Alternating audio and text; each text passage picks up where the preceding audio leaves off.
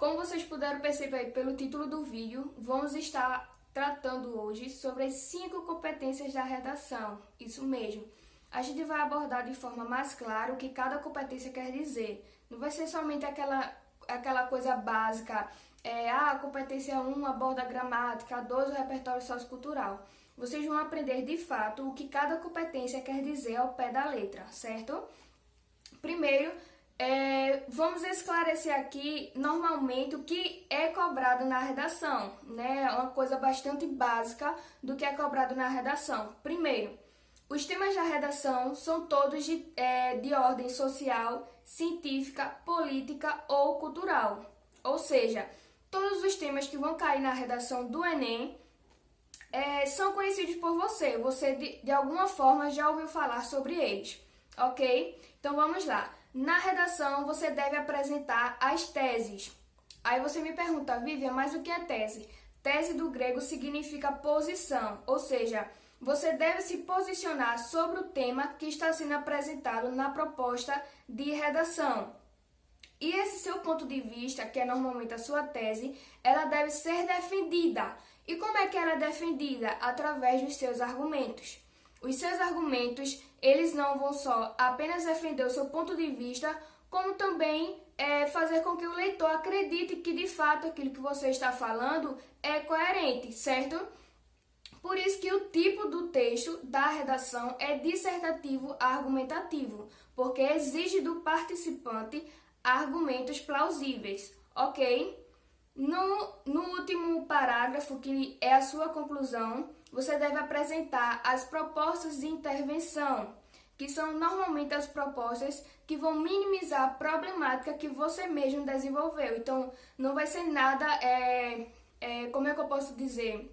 Não vai ser nada difícil para você desenvolver, porque você vai apenas minimizar a problemática que você próprio desenvolveu, ok?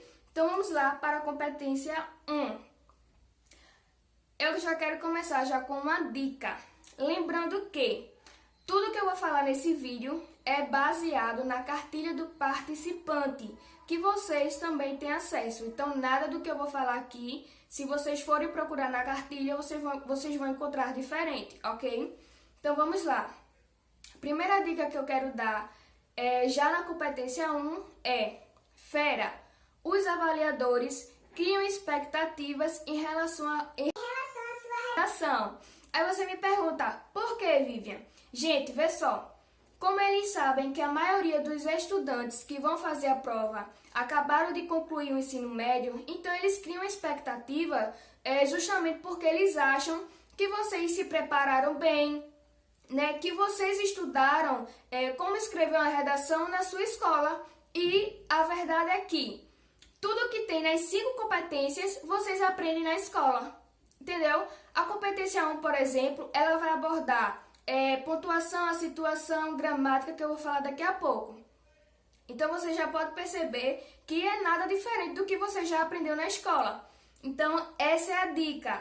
Se você já sabe que o avaliador cria expectativa em relação à sua redação, você simplesmente, se não começou a produzir redação hoje, você vai começar a produzir redação, vai pegar a sua folhinha, a sua caneta e vai começar a produzir. Por quê? Porque você é fera e você quer superar as expectativas do seu avaliador. Ele vai pegar a sua redação e vai dizer, nossa, mas essa pessoa de fato se preparou, e ele vai ficar super empolgado ao ler a sua redação e com certeza vai lhe atribuir uma boa nota, ok?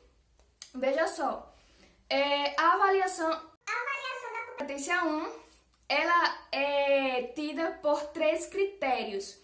O primeiro critério está baseado nas convenções de escrita. O que é isso? O que é que essa convenção de escrita, de certa forma, avalia?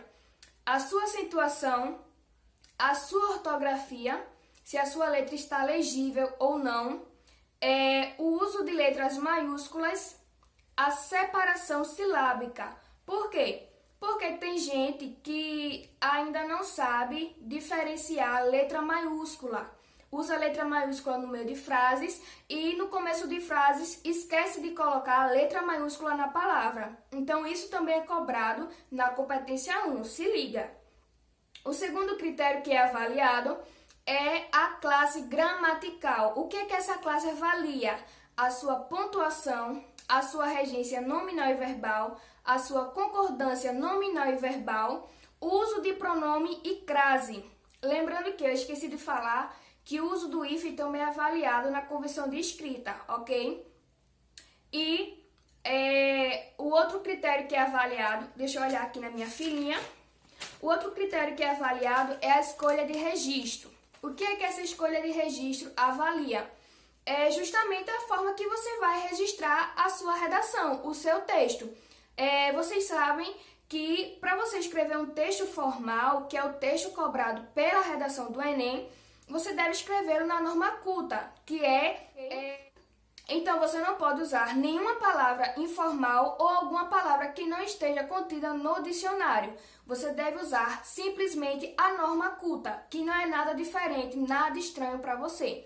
E o outro critério que é avaliado é a escolha vocabular. Por quê? Porque você deve usar, como eu já repeti, você deve usar palavras corretas, palavras que estejam no dicionário. Que se caso for alguma palavra diferente para o avaliador, ele possa encontrar o significado, ok? A competência 2. Gente, preste atenção, certo? A competência 2, além de avaliar o uso do seu repertório sociocultural, que é toda a sua bagagem da sua vida, tudo que você aprendeu na escola, tudo que você vivenciou, seus filmes, séries, desenhos animados que você assistiu na sua infância, tudo isso é sua bagagem que você vem trazendo. Então, isso também é contado como repertório sociocultural, certo?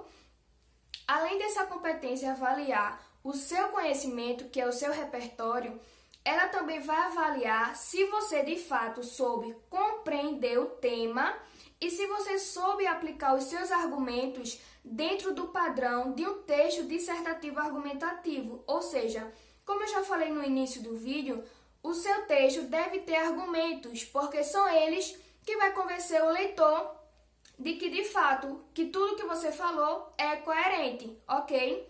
Então, vê só, temos o tema e em volta do tema, vamos imaginar que em volta do tema temos um núcleo de ideias. E desse núcleo de ideias, você vai poder tirar as suas teses. Aí você me pergunta, Vivian, pelo amor de Deus, que núcleo de ideias é esse? Gente, calma, não é nada estranho, é só uma palavra diferente que eu usei. Esse núcleo de ideias é o texto motivador que vai vir na sua prova. Então, o texto motivador, além de lhe auxiliar a interpretar de forma correta o tema, ele também vai lhe ajudar para que você possa tirar suas teses, para que você possa tirar o seu posicionamento em relação ao tema. Por isso que é tão importante você lê-lo. Por quê?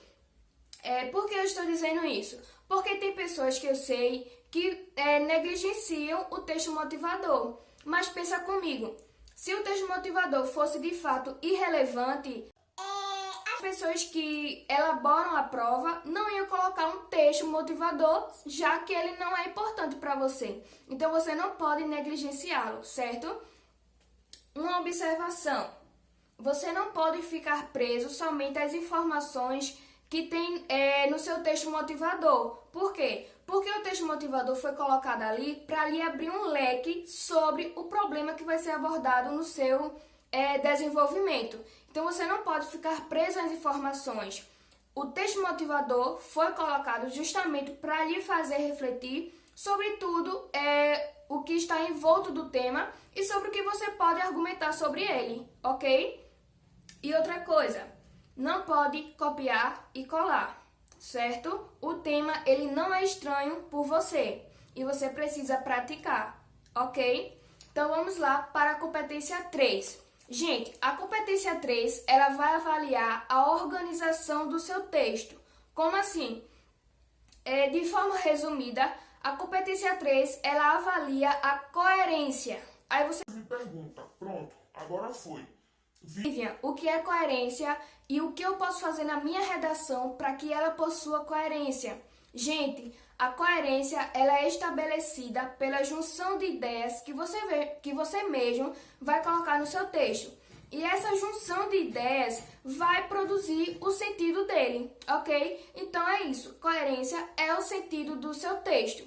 E através desse sentido é que você vai permitir que os avaliadores possam interpretar e entender a mensagem que você quis passar através dos seus argumentos. Por isso que é tão importante o seu texto ser coerente, ok? E respondendo a segunda perguntinha, como é que você pode fazer para que o seu texto possua coerência? A primeira e única coisa, você deve fazer o projeto de texto.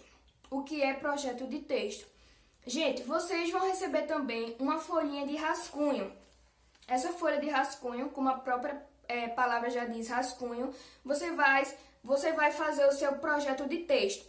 Você vai detalhar tudinho que você vai colocar em cada parágrafo, vai selecionar os seus argumentos, você vai colocar assim, na introdução eu vou usar tal repertório e eu vou falar isso, isso e isso. As minhas teses vão ser essas, ok? Então você vai relacionar o seu repertório sociocultural com o tema.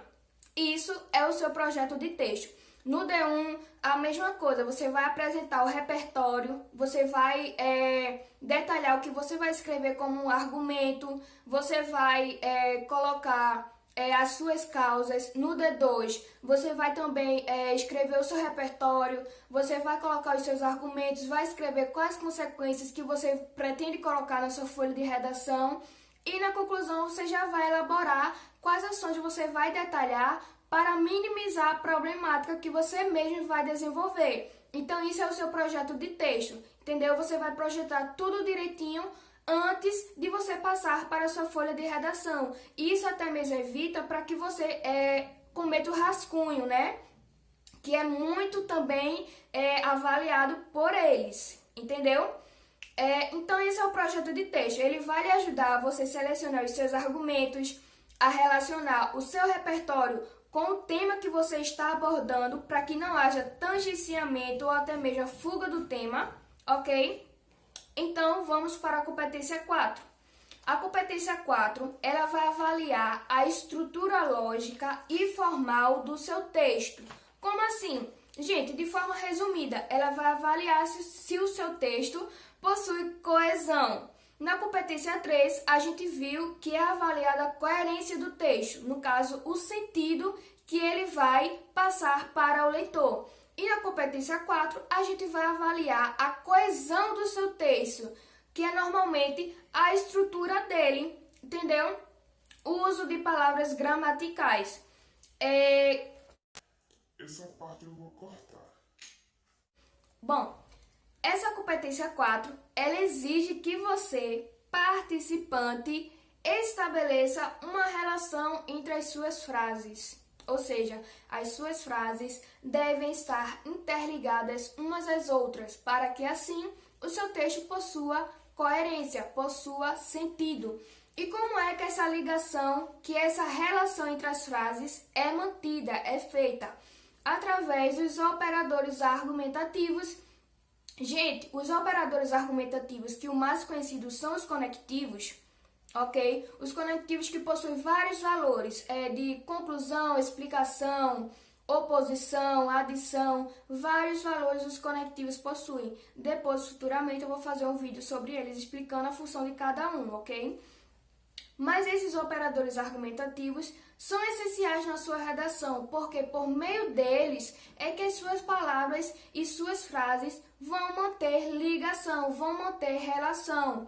E isso normalmente, claramente, vai evidenciar o sentido daquela frase, certo? Fora os conectivos, também temos as preposições, os advérbios e as locuções adverbiais, certo?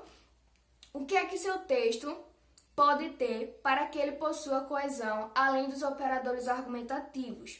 O primeiro critério é a estrutura de parágrafo. Vê só, já que o tipo do seu texto é dissertativo argumentativo, e obviamente você vai argumentar nele, os seus parágrafos, eles devem manter uma ligação de argumentos. Como assim? Nós temos o primeiro exemplo, que é comparação, ou seja, é muito normal isso acontecer entre os estudantes que começam a elaborar suas redações, a fazer comparação de algo que aconteceu no passado e logo jogar um conectivo que possa aludir com o presente. Então, esse é o primeiro exemplo, que é comparação. O outro é causa e consequência. Como assim?